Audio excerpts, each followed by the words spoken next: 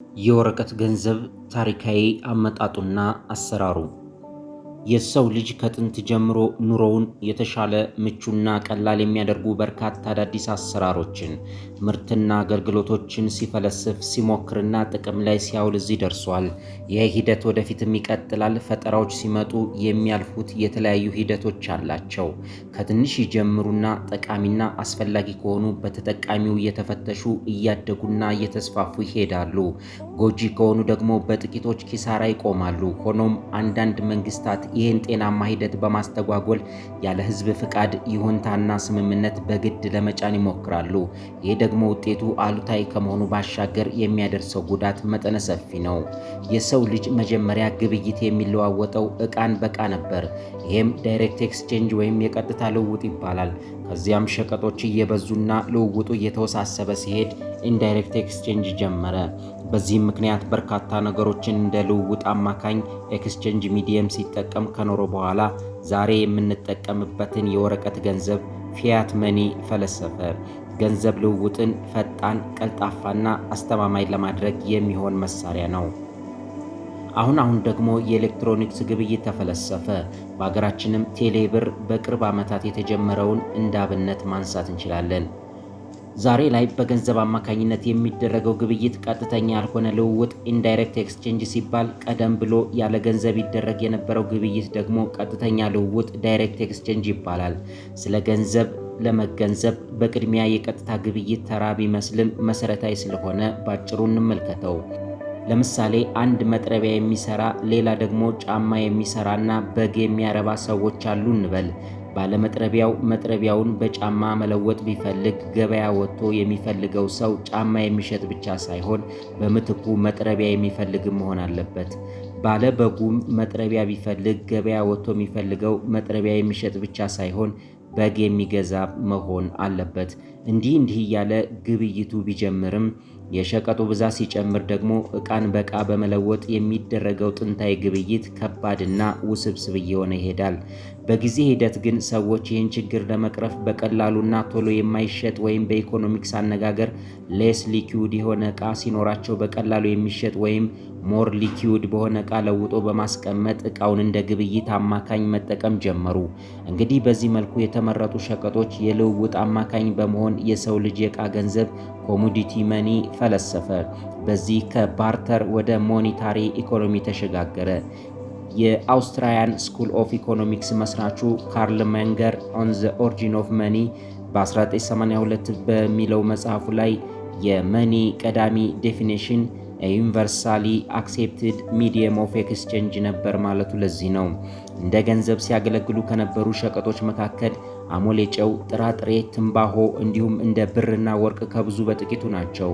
ሆኖም በጊዜ ሂደት ላያያዝና ለማጓጓዝ ምቹ መሆን፣ ለብዙ ጊዜ ሳይበላሽ መቆየት፣ በቀላሉ መከፋፈል እና በመሳሰሉት መስፈርቶች ሲጣሩ ቆይተው የከበሩ ብረቶች በተለይም ብርና ወርቅ እጅግ ተመራጭ ሆኑ። ሆኖም በግብይት ወቅት የወርቅና የብሩን ቁራጭ ሮሃንክ መጠንና እውነተኝነት ማረጋገጥ ሌላ ራስ ምታት ሆነ። ይህን ስራ ደግሞ አንጥረኞች ጎልድ ስሚዝ ቁራጩን በቅርጽ በማበጀት እላዩ ላይ ክብደቱን በመጻፍ የወርቅና ብር ሳንቲምና ጥፍጥፎችን መስራት ጀመሩ። ሆኖም ከፍተኛ ግብይት በሚኖርበት ጊዜ ወርቁን ማጓጓዝ አስቸጋሪ ከመሆኑም በተጨማሪ በቤት ውስጥ ማከማቸት ለዘራፊ እያጋለጠ መጣ። ብዙ ትርፍ ወርቅ ያላቸው የሚያስቀምጡበት አስተማማኝ ቦታ ሲፈልጉ ደግሞ አንጥረኞች ስራቸው ከዚሁ ጋር የተያያዘ ስለሆነ እነሱ ጋር እየከፈሉ ማስቀመጥ የተሻለ ሆኖ ተገኘ።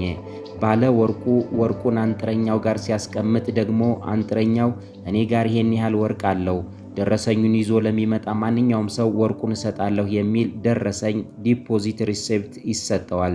አሁን ድረስ የብር ኖቶች ላይ ያለው ለአምጪው እንዲከፈል ሕግ ያስገድዳል። ፔብል ቱ ዘ ቤረር ኦን ዴማንድ የሚለው ጽሑፍ የተጀመረው በዚህ ጊዜ ነበር።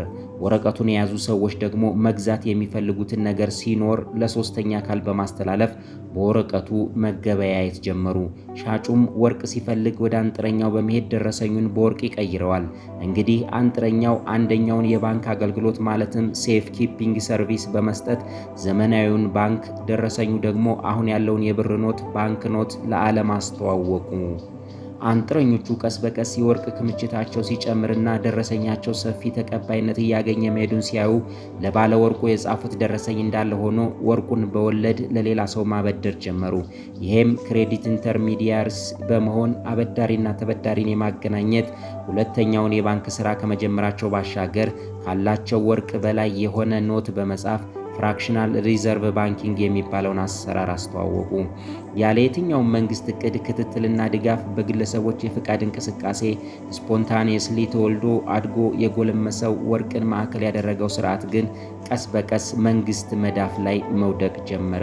የኢኮኖሚ ታሪክ ጸሐፊዎች እውነተኛው ክላሲካል ጎልድ ስታንዳርድ የነበረው እንደ አውሮፓውያን አቆጣጠር ከ1870 እስከ 1914 ነበር ይላሉ። በዚህ ጊዜ የበርካታ ሀገራት ገንዘብ አንዳንዴ በጦርነትና በቀውስ ወቅት ካልሆነ በስተቀር ከወርቅ ጋር የተቆራኘ ፔግ የተደረገ ነበር። በወቅቱ የአንድ ሀገር ገንዘብ የሚተመነው በሆነ ያህል የወርቅ ብር መጠን ነበር። ማለትም ለአብነት ያህል እስከ 1971 $35 በአንድ ወቄት ወርቅ ይመነዘር እንደነበረው ማንኛውም ሰው የያዘውን የወረቀት ገንዘብ በፈለገ ጊዜ ወደ መንግስት ሄዶ በተተመነው መጠን ወርቅ ወይም የወርቅ ሳንቲም መቀየር ይችል ነበር። ወርቅ ከሀገር ሀገር ያለ ገደብ ይዘዋወርም ነበረ። ሆኖም ግን መንግስት እጅ ላይ የወደቀው ስርዓት ታሞ ያልጋ ቁራኛ ሆኖ ሲያጣጥር ከቆየ በኋላ በ1971 ዓ.ም የብሬተን ውድስ ስምምነት በፕሬዝዳንት ኒክሰን ቀጭን ትዕዛዝ ሲፈርስ ግብዓተ መሬቱ ተፈጸመ። የሰው ልጅ ለዘመናት እየተቀባበለና የፈተነ የፈጠረውን የመገበያያ ጥበብ መንግስት ማንቁርቱን አንቆ ገደለው። በርካቶች የሰው ልጅ መቼም አይቶት የማያውቀውን ነፃነት ያጣጣመው ከ1870 እስከ 1914 የነበረው ወርቅን መሰረት ያደረገው ስርዓት በነበረበት ወቅት ነበር ይላሉ።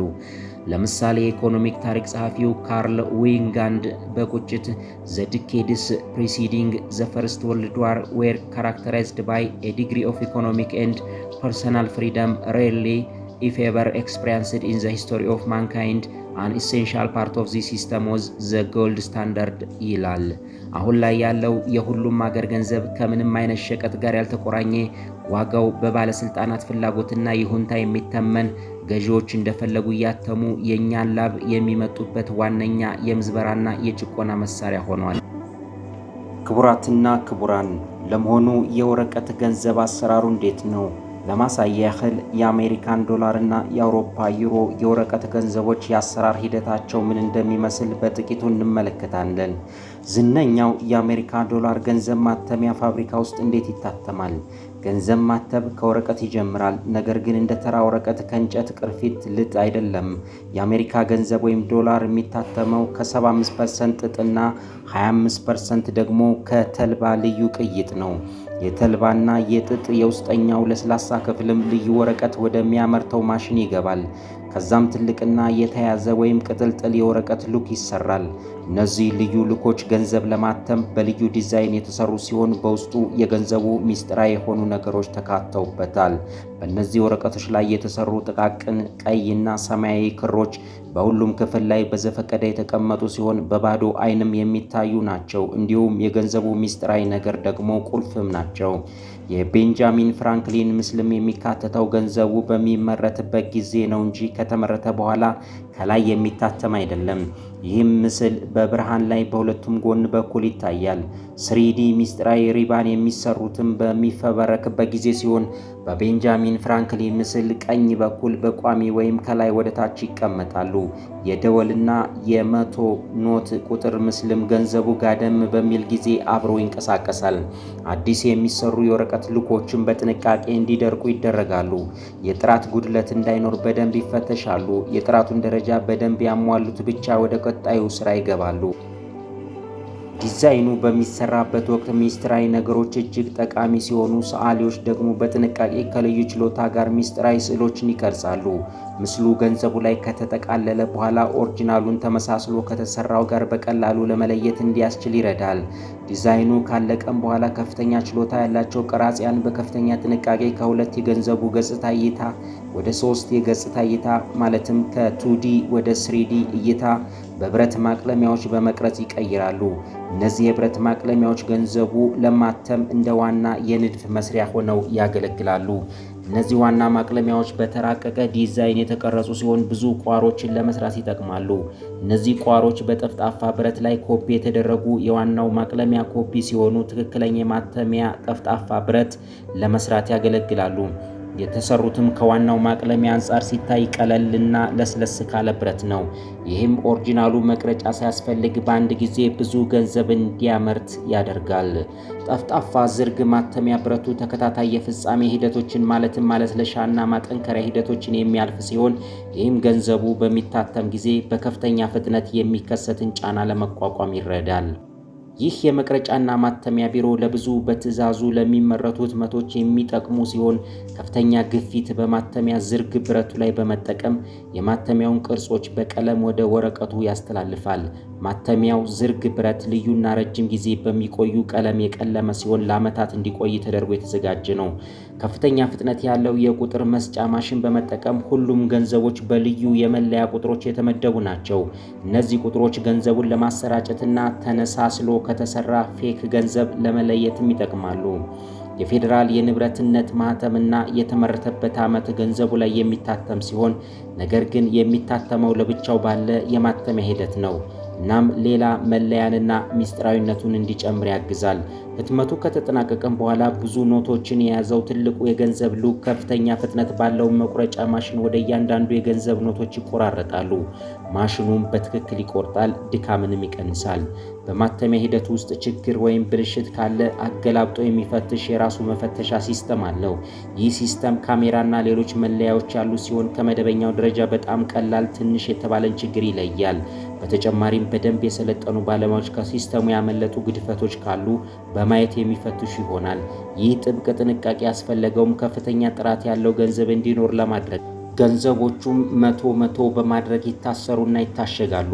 ከዛም ወደ ሁሉም የአገሪቷ ክፍል ወዳሉ የፌዴራሉ ማስቀመጫ ባንክ ከገቡ በኋላ እነዚህን አዲስ የተመረቱ ኖቶችን ወደ ህዝቡ ለማድረስ ወደ ንግድ ባንኮች ይሰራጫሉ። ሁለተኛ፣ የዩሮፕ ዩሮ እንዴት ይታተማል? ልክ እንደ ዶላር የጥጥና የተልባ ቅይጥ ሳይሆን 100% ከጥጥ ክሮች የተሰራ ነው። ይህም ልዩ አንጸባራቂ እንዲሆንና ረጅም ጊዜ ዕድሜ እንዲኖረው ያደርጋል። የወረቀቱ ሉክ በሚሰራበት ጊዜም የዩሮፕ መግቢያ በርና 100 ቁጥር ዋተርማርክ ወረቀቱ ውስጥ ይካተታል። ዋተርማርኩም በብርሃን አቅጣጫ ተቃራኒ ተደርጎ ሲታይ በቀላሉ በአይን ይለያል። ብርማ ቀለም ያለው ሚስጥራዊ ክር ወረቀቱ ላይ የሚካተት ሲሆን 100 ቁጥርና የዩሮ ምልክቷ በጣም በጥንቃቄ ይታተማሉ። በብርሃን ላይም ሐምራዊ ቀለም ያሳያል። የወረቀት ሉኩም በደንብ እንዲደርቅ ከተደረገ በኋላ ግድፈት እንዳይኖረው በደንብ ይፈተሻሉ። እናም እንከን የሌላቸው ብቻ ተመርጠው ወደ ቀጣዩ ደረጃ ይሸጋግራሉ። በእያንዳንዱ ደረጃ ተመሳስሎ የሚሰራንና ፌክ ነገር እንዳይኖር ተደርጎ የተሰራ ዲዛይን ነው። ይህም ዩሮ ሙሉነት እንዲኖረው ረድቶታል። የመጀመሪያው የምርት ደረጃ መስመር አልባ ህትመቶች ማለትም መሰረታዊ ቀለምና የመጀመሪያ ሚስጥራዊ ነገሮች በሁሉም ጎኖቹ በኩል የሚደረጉበት ሲሆን ዋናውን የአውሮፓ የሥነ ህንፃ ጥበብ ዘይቤ ምስል የያዘ ነው። ይህ ቁልፍ ሚስጥራዊ ነገር ገንዘቡ ጋደም ተደርጎ ሲታይ የተለያየ የሚያንጸባርቅ ቀለም ያሳያል።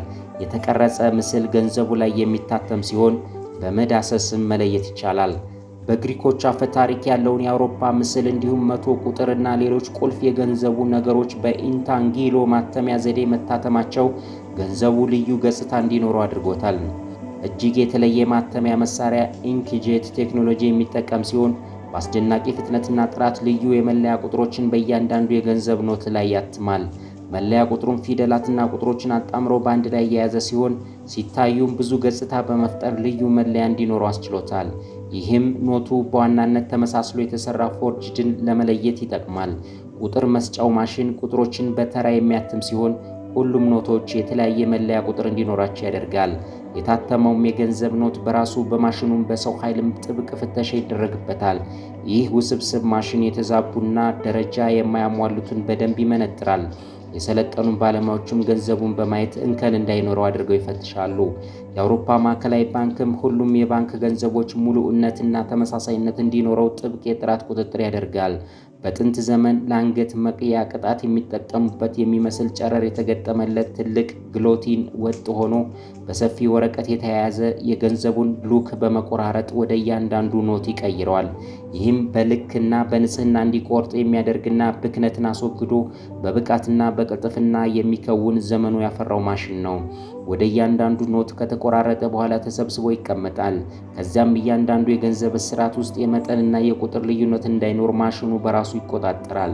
የተጠቀለለው የገንዘብ ኖት በሚጓጓዝበት ጊዜ ከእርጥበትና ከአደጋ ለመከላከል በላስቲክ ይሸፈናል። ከዚያም በጠንካራና ችግርን እንዲቋቋም ተደርጎ በተሰራ ሳጥን ውስጥ እንዲቀመጥ ይደረጋል። እያንዳንዱ ሳጥንም በግልጽ መዳረሻውንና ምን ያክል መጠን እንደያዘ ይለጠፍበታል። በመቆራረጥና በመጠቅለል ሂደት ውስጥ ገንዘቦች የመጥፋትና ስርቆትን ለመከላከል በደህንነት መቆጣጠሪያ ካሜራ እያንዳንዱን የህትመት ሂደት ደረጃ በመከታተል ውልፍት የማያደርግ ጥብቅ ቁጥጥር ይፈጸማል።